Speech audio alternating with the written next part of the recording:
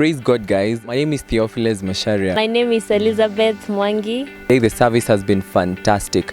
I've really loved it all the way from the worship to the first songs. It was really amazing. We've seen God do great things and move in a superb manner. My name is Ricky Kamuren. Today I was part of the service in Mmucu and it was really awesome. Hello guys, my good name is Kiambi Kimathi and I'm born again and I fellowship at the Multimedia Christian Union. Today was amazing. Everything was just spirit-led. Whenever God gathers the house of Jacob, he doesn't do that in vain. God is making the salty waters pure, and God is making everything in our life that was kind of short of his goodness. God is ready to make everything abound in abundance. There is more that is found in Jesus. Let's keep seeking. There are different levels of soaking in the Holy Spirit. There is ankle length, there is knee length, and there is a river. There is more to God.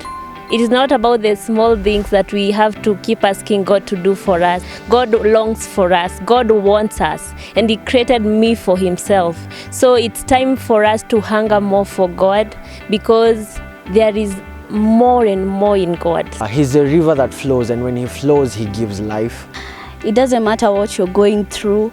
God is trying to glorify Himself through that. Be strong. And I would also like to remind you about our weekly meetings. So on every Monday we have discipleship meetings.